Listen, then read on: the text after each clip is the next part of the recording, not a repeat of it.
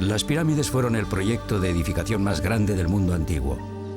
Eran unas tumbas construidas para guardar las momias de los faraones para toda la eternidad. Han estado ahí durante 4000 años y sin embargo todavía no han revelado todos sus secretos. No habría ninguna pirámide si no hubiese sido por un hombre. Las primeras pirámides que construyó están en los remotos desiertos egipcios. Al explorarlas, salta a la vista qué genio era y cómo logró vencer todos los desastres. Aunque hoy en día es desconocido, fue el egipcio más grande que jamás haya vivido, el faraón Neferu, el rey de las pirámides.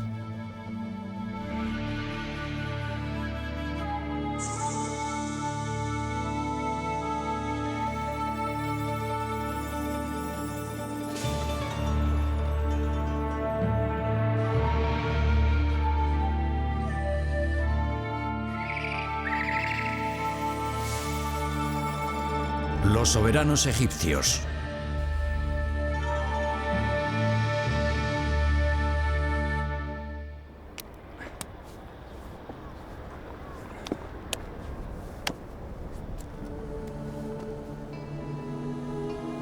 Los antiguos egipcios nunca crearon nada tan fantástico, tan impresionante ni tan grande como la Gran Pirámide de Giza.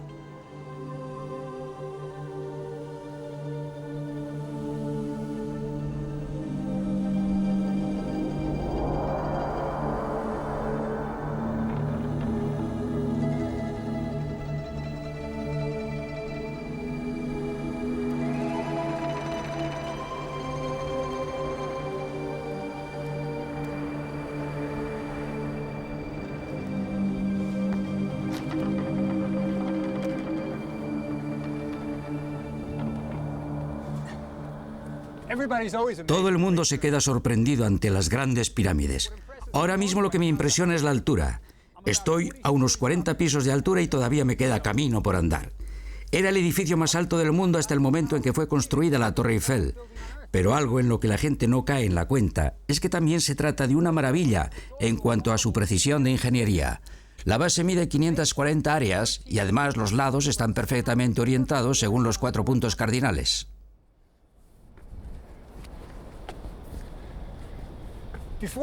Antes de poder construir un edificio así, había que resolver unos problemas de ingeniería tremendos. Los antiguos constructores egipcios no eran perfectos. Hubo fracasos, desastres y problemas.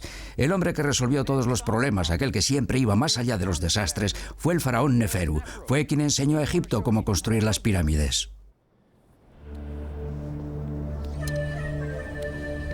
El faraón Neferu fue tan conocido en el antiguo Egipto como, por ejemplo, Napoleón o Alejandro Magno.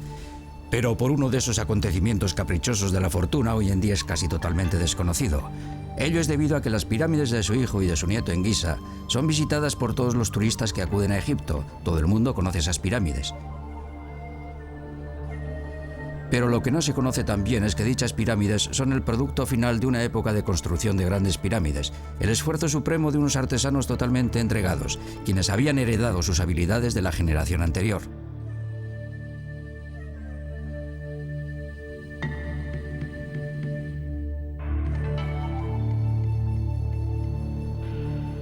Las pirámides que Neferu construyó siguen sin ser visitadas y en su mayor parte son desconocidas. Aunque son casi tan grandes como las famosas pirámides de Giza, son lo que podrían llamarse sus prototipos. Aquí es donde el arte de la edificación de las pirámides fue perfeccionado. Pero las pirámides no nos cuentan nada sobre Neferu el hombre. Para ver qué aspecto tenía, hay que ir al museo egipcio abarrotado de gente del Cairo.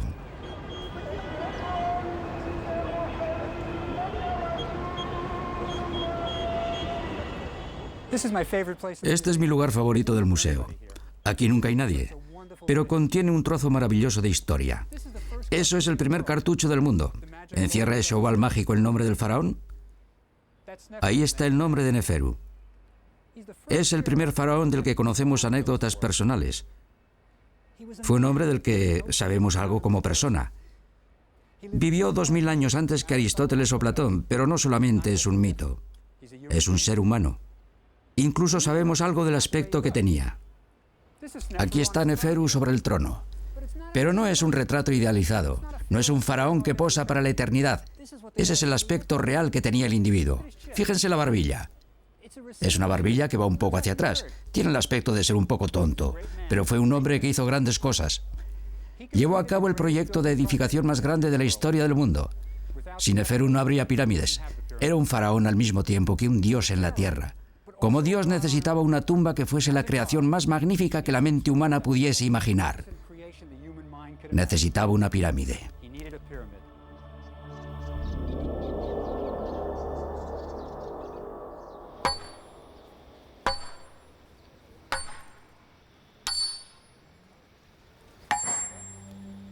Es sorprendente, pero las 6 mayores pirámides fueron construidas en un periodo de menos de 100 años. Con una cultura sobre todo agrícola, se valían solo de instrumentos de cobre.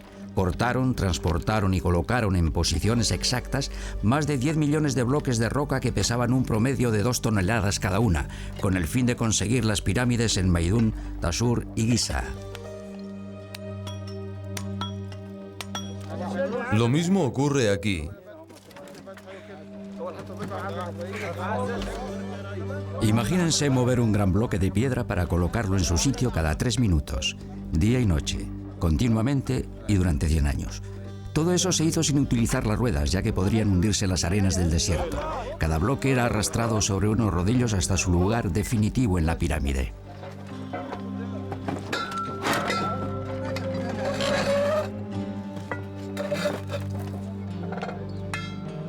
Eran unos edificios increíbles, perfectamente alineados. No utilizaron ningún tipo de mortero. Las pirámides no solamente eran enormes, sino que eran precisas, tan precisas que tenían en cuenta hasta los milímetros. Hubo más de 70 pirámides en Egipto. Las que son visitadas por millones de turistas todos los años son las de más éxito. Sin embargo, algo que no se ve en los remotos desiertos egipcios son los fracasos y desastres que obligaron a abandonar. Fue Neferu quien tuvo éxito y construyó la auténtica primera pirámide. Ese genio desconocido gobernó al principio de la civilización egipcia. Su pirámide ya tenía 25 siglos de antigüedad cuando Cleopatra se la enseñó a César. Neferu fue el primer gran egipcio. En cierto sentido fue el George Washington de Egipto.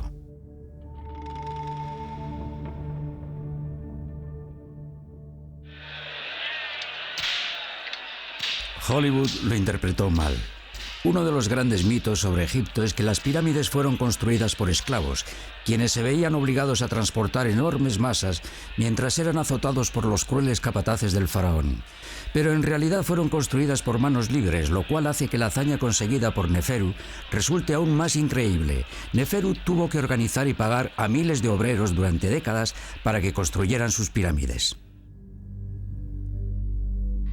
Cientos de miles de hombres fueron seleccionados de entre una nación de granjeros. Luego eran divididos en equipos y se les mandaba a trabajar a los diferentes sitios de la edificación.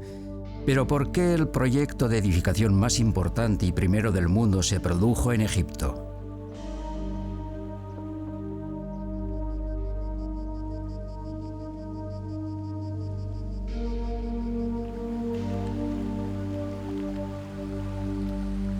El antiguo Egipto era un sitio muy especial. Todos los años, al derretirse la nieve en las lejanas montañas africanas, el agua fluía hacia el norte, hacia el mar. El Nilo, hinchado, inundaba los campos y se paraba solo cuando llegaba hasta la base de las pirámides. Las inundaciones eran un acontecimiento mágico para los egipcios. El Nilo, gracias al rico lodo procedente del sur, primero se tornaba rojo y luego, cuando barría la vegetación que iba entremezclada con el agua, se tornaba verde. Finalmente se elevaba a 9 metros y cuando la inundación remitía, dejaba los campos cubiertos con un lodo rico y muy fértil que resultaba perfecto para sembrar las cosechas.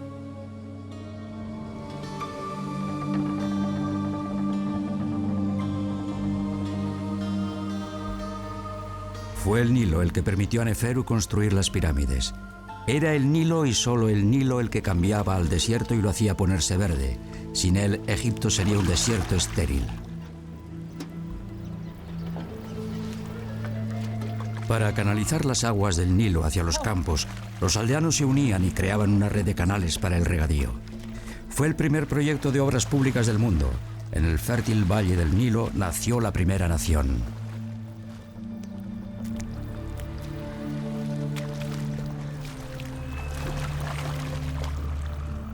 El Nilo permitió a Egipto producir enormes e ilimitados campos de cosechas, lino, granos, verduras, todo lo que necesitaba una sociedad.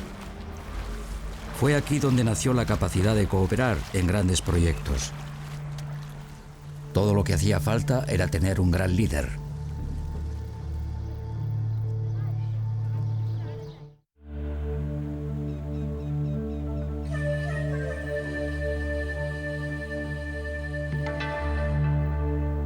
Neferu era ambicioso.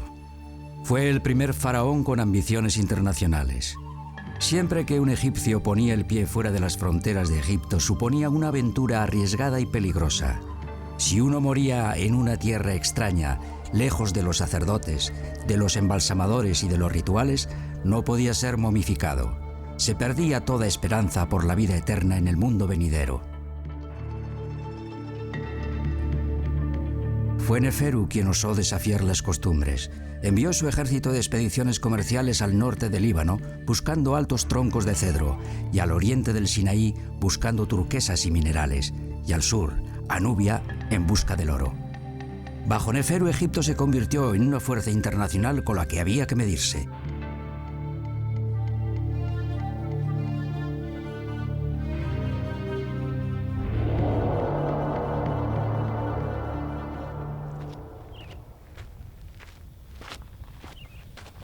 Neferu fue famoso por sus expediciones al Sinaí en busca de turquesas en las minas. Tal aventura exigía una organización tremenda. Llevar 500 hombres y burros al desierto oriental exigía probablemente 30 embarcaciones para el transporte por el Mar Rojo y unas 50 toneladas de comida diarias. Una vez cruzado el mar, había una caminata muy difícil de 5 días de duración en burro a las minas de Wadi Makur.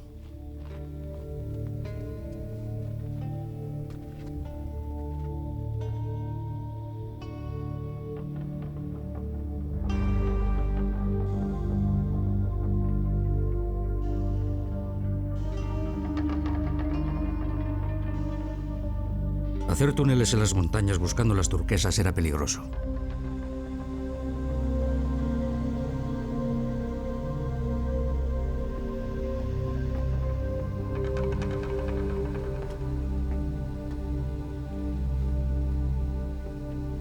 Encima de una montaña había una cueva sagrada donde los mineros dormían para soñar con el lugar donde estaban las turquesas. Allí los hombres construyeron un santuario a la diosa Hathor, que era la señora de la turquesa. La construcción de dicho templo desvió a los obreros del trabajo de las minas, pero el amable Neferu lo consintió.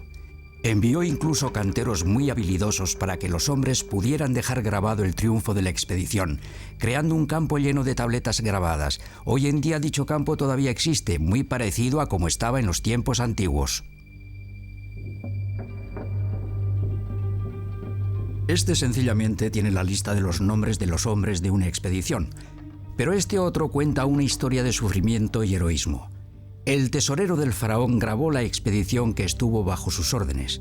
Debido al espantoso calor del Sinaí, el invierno era la temporada en la que se trabajaba en la mina. Pero esos jeroglíficos cuentan una historia diferente. Aquí hay una línea que dice: llegamos a esta tierra el tercer mes de la segunda estación. Esos individuos fueron en verano. Y sigue diciendo: en el verano las montañas castigaron nuestra piel.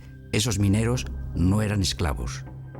Estaban dispuestos a arriesgar su vida para llevar la preciosa turquesa a su faraón.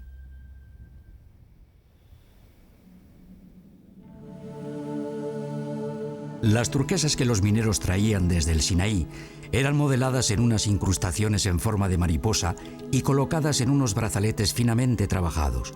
Eran los dones de Neferu a su esposa, la reina Jetefras. Neferu no solamente fue un constructor de pirámides y explorador, fue un mecenas de las artes. Sus talleres reales produjeron unas extraordinarias obras maestras de escultura, pintura, joyería y muebles. Fue una época asombrosa. Los logros artísticos conseguidos en el reino de Neferu fueron tan impresionantes que establecieron el estándar en los siguientes 2500 años.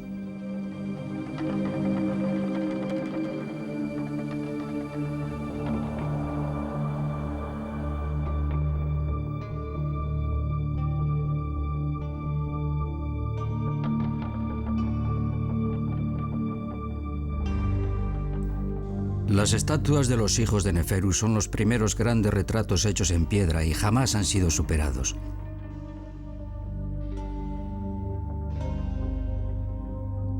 El retrato hecho en caliza de Anjaf le representa como un hombre maduro y muy pensativo, un poco pesado, con éxito. El hermano de Anjaf, Gemiunu, tiene bastante grasa. Es realmente muy próspero.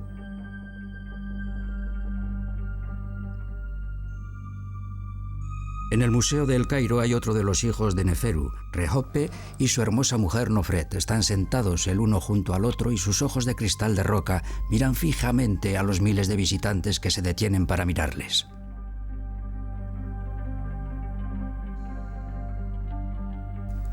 Hay un detalle maravilloso ahí. Las mujeres egipcias llevaban con frecuencia pelucas y se puede ver cómo el propio pelo de Nofret sale un poco por debajo de la peluca en la frente.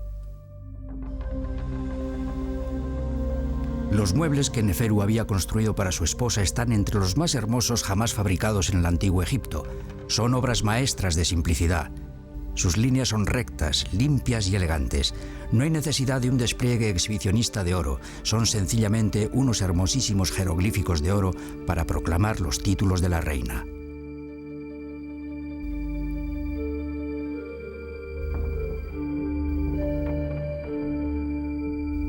Todos los tesoros de la reina, incluida la preciosa canopia de su cama, fueron colocados en su tumba para que los disfrutara en el mundo venidero.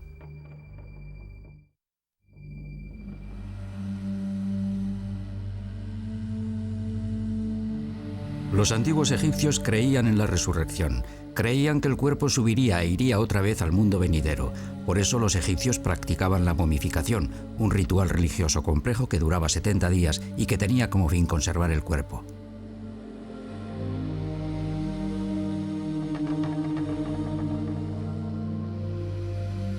Era absolutamente crucial para proteger a la momia de los profanadores de tumbas. Si un ladrón entraba en la tumba y destruía la momia, entonces el fallecido no podría seguir viviendo en el mundo futuro. Sin un cuerpo intacto se perdía toda esperanza de inmortalidad. En la antigüedad era la peor catástrofe que podía sucederle a un egipcio. Una vez que la momia era conservada, se construía una tumba muy elaborada para protegerla durante toda la eternidad. Las primeras tumbas se llamaban mastabas. Esas mastabas estaban talladas en la roca de piedra que estaba bajo la arena. Estaban cubiertas con una enorme superestructura hecha a base de ladrillos. Los antiguos egipcios las denominaban las casas de la eternidad. Esa mastaba fue una de las mayores jamás construidas. Tiene unos detalles muy notables que deberían haber evitado ser robada. No hay ningún acceso a la cámara de enterramiento desde la superficie.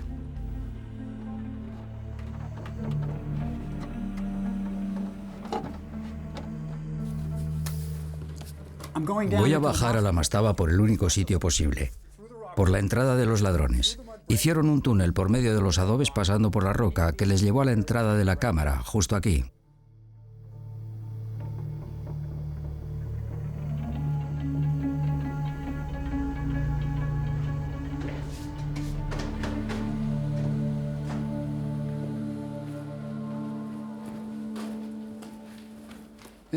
Es la sepultura de una persona muy importante, probablemente de una reina o de un príncipe. Este sarcófago es el primero de la historia.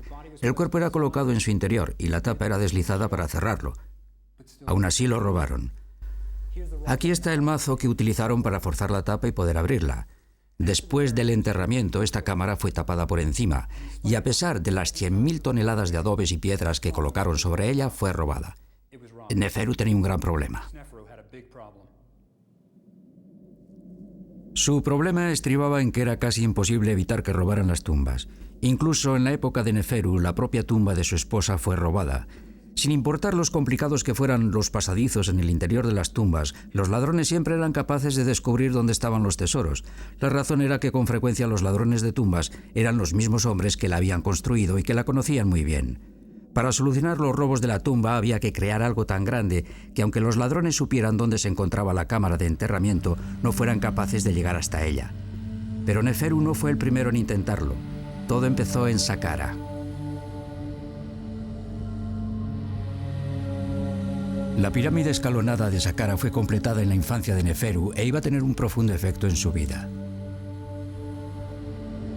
La cosa más sorprendente en la pirámide escalonada es que era el primer edificio importante jamás construido en piedra. Uno pensaría que al principio hubo unos pequeños edificios de piedra, posteriormente algunos más grandes y más ambiciosos, hasta que algún día fue construido algo realmente impresionante. Pero no ocurrió así. De repente apareció la pirámide escalonada como salida de ninguna parte.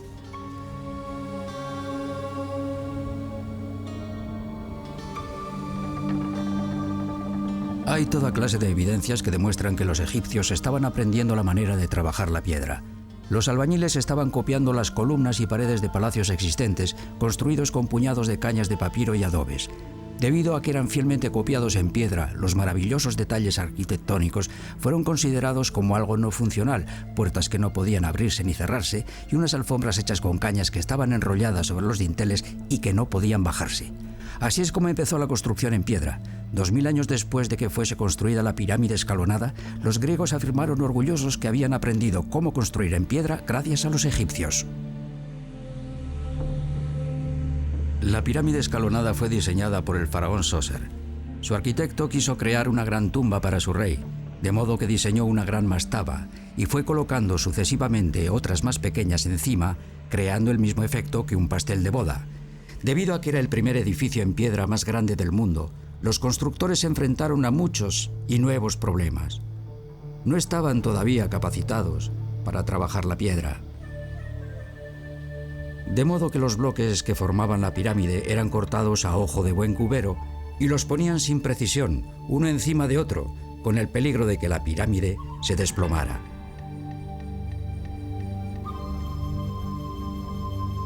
El arquitecto resolvió el problema inclinando las paredes hacia el interior, de forma que la pirámide se apoyara literalmente contra sí misma, evitando que la masa inestable se derrumbara. Una vez completada la pirámide escalonada, era la construcción más fantástica que el mundo había visto hasta entonces, probablemente 10 veces más alta que cualquier otro edificio.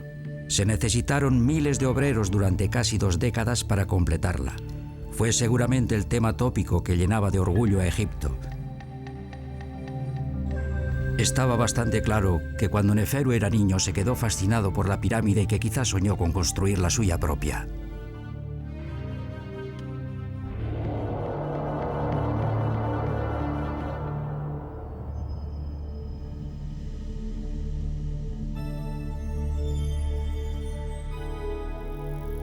Cuando Neferu se convirtió en faraón, tuvo la oportunidad de construir su propia pirámide en Maidum.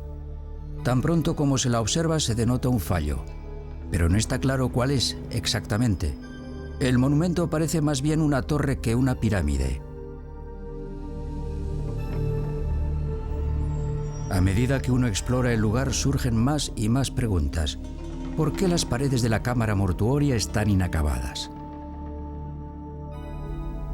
¿Dónde está el sarcófago del faraón? La cámara mortuoria y las vigas de cedro de 4000 años de antigüedad están en su sitio preparadas para levantar el sarcófago. Pero no hay ni rastro del sarcófago, ni pruebas de que la cámara mortuoria fuera incluso usada alguna vez. Sin embargo, representa un mito arquitectónico. Es la primera cámara mortuoria construida sobre el suelo en Egipto. La creación de una sala en el interior de una pirámide en vez de colocarla debajo causaba un problema tremendo. Con todo el peso de la pirámide encima, ¿cómo se podría evitar que el techo se derrumbara?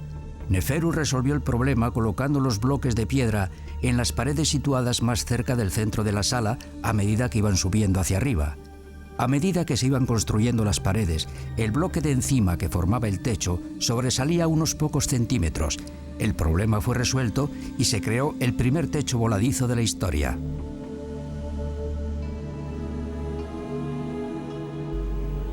La respuesta al por qué la pirámide Maidum tiene un aspecto tan extraño está en su construcción. Originalmente la idea era haber construido una pirámide escalonada. A medida que se iba completando la agrandaron varias veces, probablemente porque creían que la pirámide no tenía que estar acabada antes de la muerte del faraón. Cuando la pirámide fue completada con 8 peldaños, Neferu todavía gozaba de buena salud, de modo que siguieron adelante con la construcción. Los peldaños de la pirámide fueron rellenados con piedra caliza blanca muy fina. Fue el primer intento de construir una auténtica pirámide, pero hubo un error arquitectónico que resultó fatal. Las piedras exteriores finales no estaban lo suficientemente ancladas en el cuerpo de la pirámide, porque descansaban sobre la suave superficie de la pirámide de peldaños interior, y las piedras empezaron a deslizarse, creando el primer desastre tecnológico de la historia.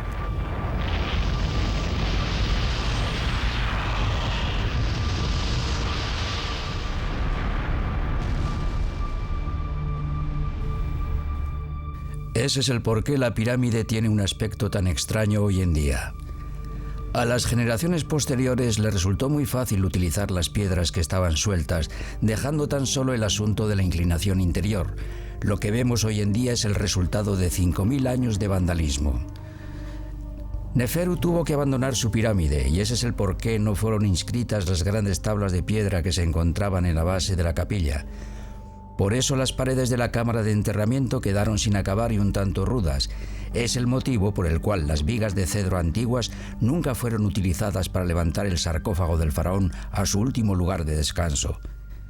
De hecho, la única razón por la cual sabemos que la pirámide perteneció al faraón Neferu es debido a los grafitis escritos casi 1000 años después de ser construida. El escriba Ang Keferharsenet visitó la pirámide y escribió en la capilla: Vine a ver el hermoso templo del rey Neferu. Lo encontré como si el cielo estuviese dentro y el sol brillara en él.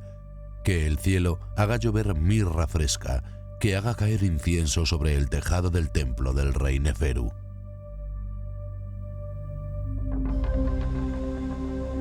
Puedes imaginarte lo que tuvo que ser para el arquitecto, que era el propio hijo de Neferu, tener que ir al faraón y decirle que el trabajo de los últimos 20 años estaba en ruinas y que su tumba no podía ser utilizada. Dice mucho en favor de la personalidad de Neferu, que en vez de haber montado en cólera y abandonar el proyecto, sencillamente ordenó que el trabajo de Maidún fuera abandonado y que se encontrara una nueva localización.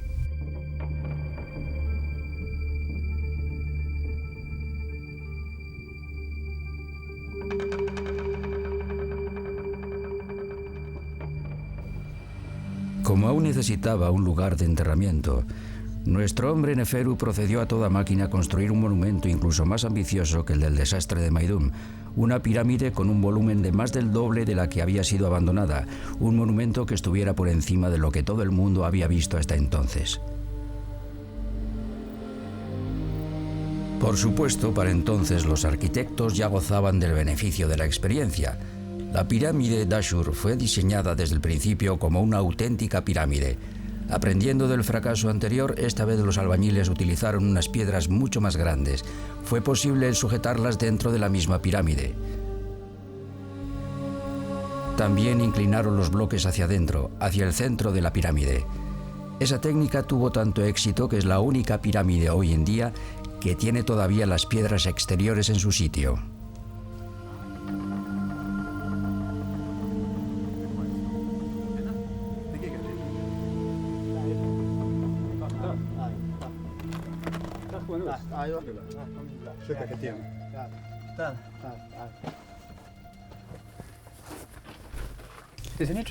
Hay unos grafitis muy interesantes aquí.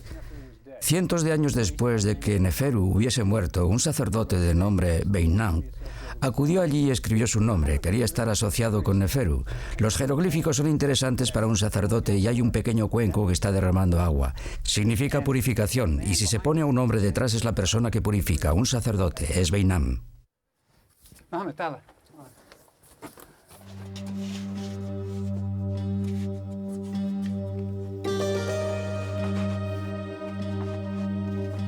Hay un camino muy largo desde la entrada hasta el centro de la pirámide, más de 69 metros, uno de los pasadizos más difíciles y profundos de todas las pirámides. Los bloques de los muros están pulidos con todo cuidado, son muy suaves y sorprendentemente fríos al tacto. El pasadizo contiene todavía las pistas utilizadas con sus vías por los excavadores de los años 50 cuando retiraron todos los escombros de la cámara mortuoria de Neferu. El pasadizo fue diseñado para bajar el sarcófago hasta el corazón de la pirámide.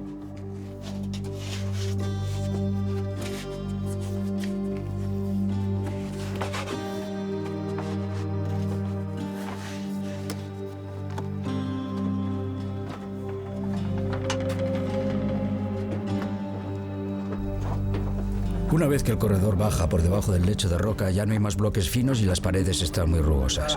Todavía hemos de andar otros 50 metros por el subsuelo, debajo de la pirámide, hasta llegar al lecho de roca. Después de ir agachados durante tanto tiempo, supone un alivio y un shock entrar en una sala estrecha con un techo voladizo de 12 metros y medio. Increíble.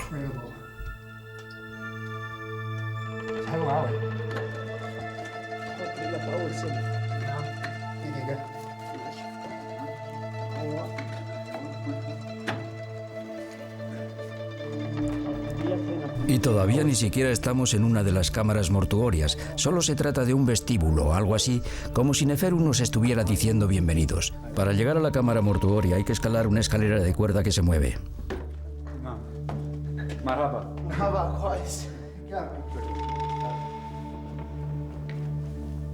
Para llegar a la entrada de la cámara hay que pasar a través de un agujero situado en la parte superior del muro.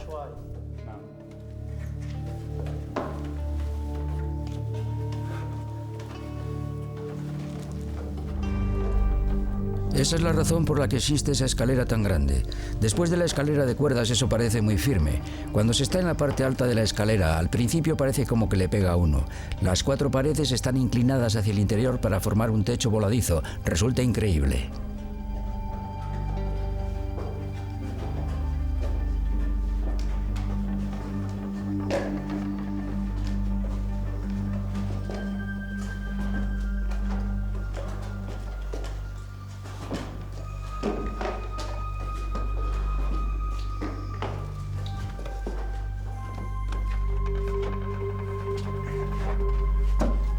Después de agacharse y arrastrarse por el estrecho túnel realizado por los antiguos ladrones de tumbas, finalmente se llega al corredor a través del cual habría pasado la momia de Neferu de paso hacia la cámara mortuoria.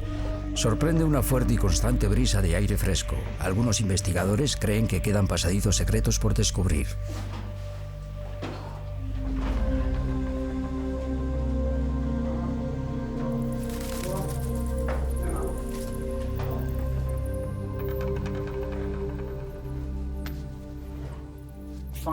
Por fin se llega a la cámara mortuoria. El gran mérito de Neferu radicaba en su falta de abandono después de lo del desastre de Maidum. Construyó esto. Cuando estuvo completada fue la sala más grande del planeta. Alcanza los 16 metros y medio con un techo en voladizo. Los muros llegan hasta la parte superior, pero había un problema. Las paredes empezaron a moverse bajo el tremendo peso de la pirámide que estaba encima. Aquí abajo están las vigas de cedro de 4000 años de antigüedad. Tuvieron que ponerlas cuando los muros empezaron a moverse, lo cual también originó problemas.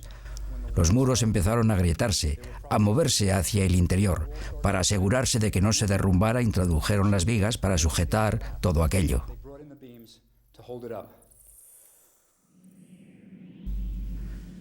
En su origen, la pirámide de Dashur tenía la intención de ser una auténtica pirámide, pero cuando el problema de la cámara mortuoria empezó a complicarse, los arquitectos de Neferu decidieron acabarla reduciendo el ángulo, pasando de 54 grados a 43. Ese es el por qué le llaman la pirámide inclinada. Ello redujo la cantidad de piedra necesaria, con lo que disminuía el peso sobre la cámara del interior. A pesar de esto, la pirámide todavía seguía siendo demasiado peligrosa para el enterramiento de la momia de Neferu. Neferu había construido los 2 edificios más grandes de la historia del mundo y no se podía utilizar ninguno. Sorprendentemente no arrojó la toalla, pero el tiempo iba en contra del faraón, que iba haciéndose cada vez más mayor.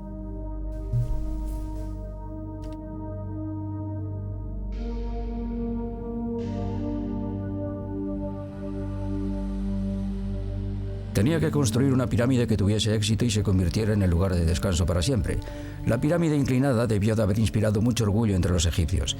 En vez de abandonar el lugar tal y como había hecho Maidum, Neferu construyó su última pirámide a menos de 1600 metros de distancia. Hoy en día, cuando el sol cae sobre ella, parece de color rojo. Según todas las indicaciones, fue un éxito total. La cámara mortuoria es estable y permanece como si fuese la primera y auténtica pirámide de la historia.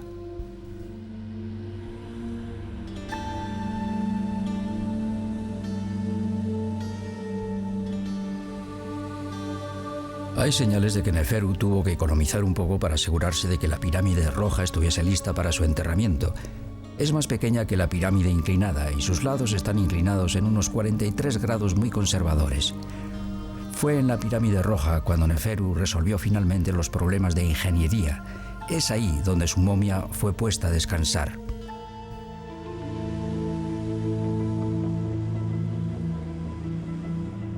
Siglos después de su muerte, piadosos sacerdotes del culto de Neferu seguían colocando pan y cerveza por el alma del faraón, de manera que pudiese tener vida, prosperidad y estabilidad durante toda la eternidad.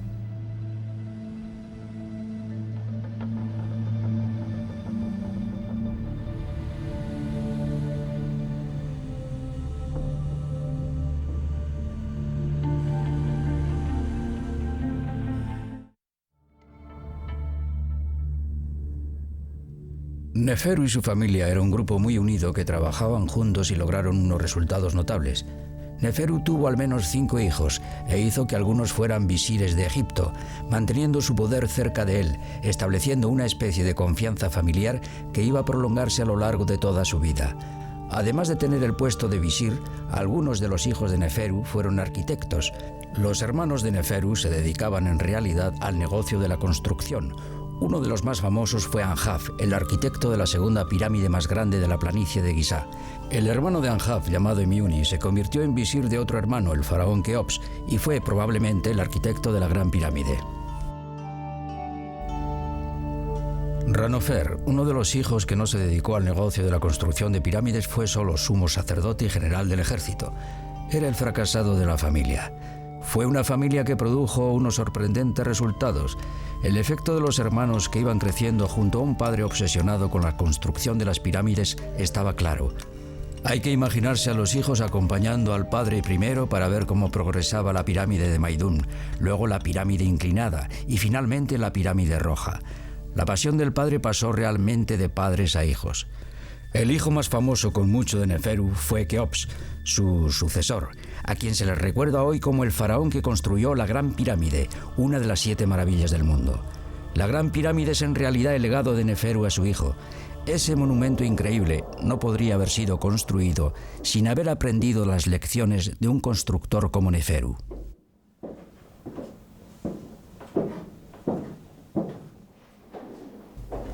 Si hay una marca especial que ha de ser encontrada en las 3 pirámides de Neferu, es el techo voladizo. Esa solución ingeniosa de distribuir el peso de los bloques de piedra que estaban situados encima de la cámara mortuoria es lo que hizo que todo aquello fuera posible. Desde el cauto comienzo en Maidum a los espectaculares techos de las pirámides de Dashur, solo había un pequeño paso hasta la última expresión, la enorme galería de la Gran Pirámide de Keops, uno de los espacios interiores más grandes de todos los tiempos. El techo voladizo mide 46 metros y hace que la galería parezca incluso más alta de lo que es, que no son en realidad más de 8,40 metros. Keops superó a su padre en la cámara mortuoria y escondió de la vista aquella solución única que hacía proteger al techo del enorme peso que estaba por encima de él.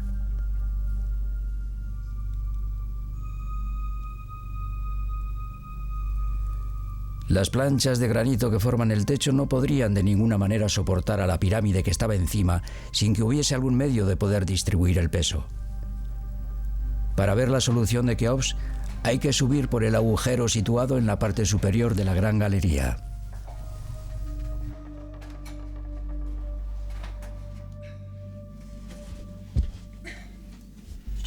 Ese es el secreto del por qué el techo de la cámara mortuoria no se derrumbó.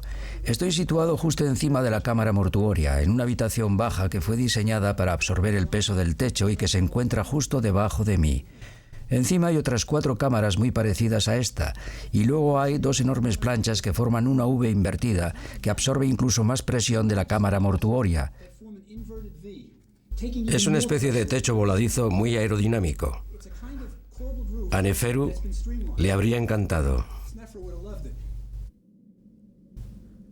Las habitaciones con su relieve son estupendas. 5.000 años después de que fuese construida la cámara mortuoria, aún sigue intacta, sin sufrir prácticamente ningún daño. Si no fuese por los ladrones de tumbas, la momia de Keops todavía estaría allí. Neferu no solamente abrió el camino a su hijo Keops para que construyera la mayor pirámide del mundo, sino que las ansias que tenía de llevar el comercio al exterior proporcionaron finalmente a Keops una de las cosas más importantes que se llevaría al mundo venidero.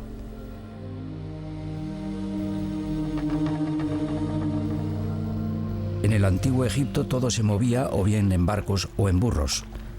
Los burros para transportes cortos y las embarcaciones para distancias mayores.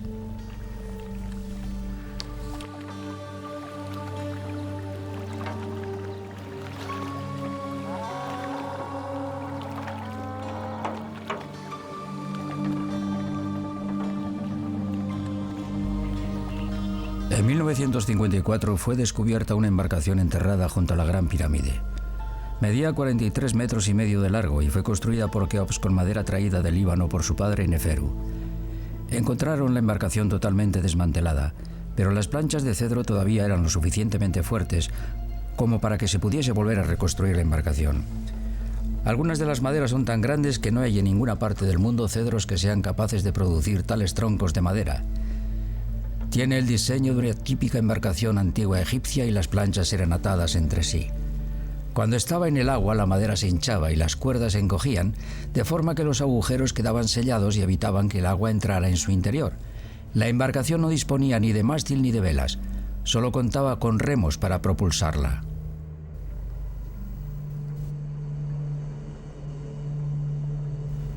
Pero ¿cuál era el fin de dicha embarcación?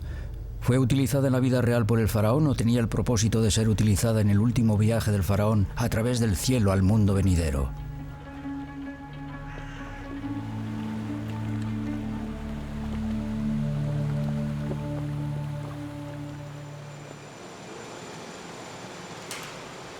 Para resolver el misterio me hice con un modelo a escala de 210 metros, hecho exactamente con las mismas medidas de la embarcación encontrada junto a la pirámide, y pude ponerla a prueba en el depósito de un laboratorio. Sorprende lo bien que se desplaza sin dejar prácticamente ninguna estela. Arrastra más de 13963. 13963. En un principio pensé que los remos eran los que proporcionaban la energía, ya que no había ni rastro de mástil o velas en la embarcación. Pero las pruebas llevadas a cabo con un ordenador demostraron que no era posible que los remos generaran suficiente fuerza para propulsarla. De hecho, parecía más bien que los remos funcionaban como la quilla de un yate moderno con el fin de dar a la embarcación estabilidad y dirección. Pero ¿cómo se movía la embarcación si no era ni con remos ni con velas? Eso es, no hay pistas. Nada de pistas, nada. A 40, ¿de acuerdo? Vamos. De acuerdo.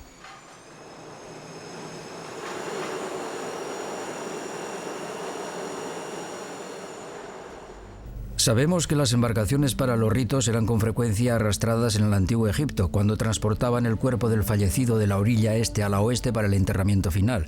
La embarcación de cedro de 4000 años de antigüedad pudo muy bien haber llevado el cuerpo del hijo de Neferu hacia el oeste para su enterramiento en la Gran Pirámide.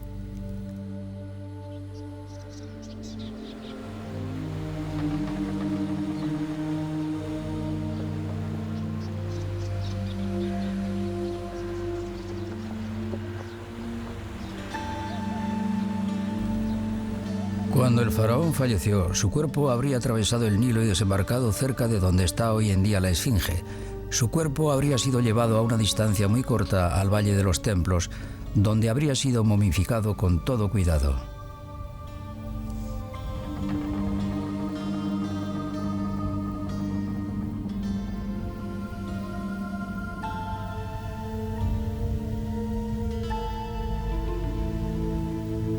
Exactamente 70 días después de haber muerto, su momia habría sido trasladada por un pasadizo que llevaba hasta la pirámide. Acompañado por los sacerdotes que iban cantando los antiguos ritos, el cuerpo habría sido puesto a descansar en el corazón del monumento más asombroso que la humanidad había creado hasta entonces.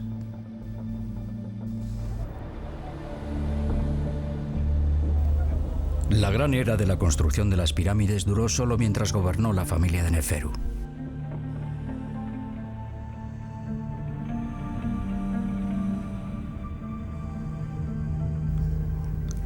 Su hijo construyó la Gran Pirámide y justo al lado su nieto la segunda pirámide más grande jamás construida.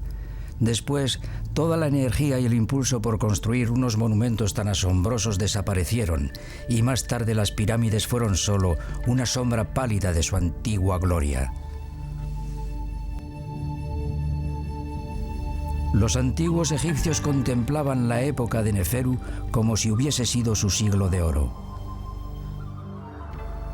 700 años después de la muerte de Neferu, los faraones de la 12ª dinastía volvieron a Dashur para construir sus pirámides a la sombra de los monumentos de Neferu.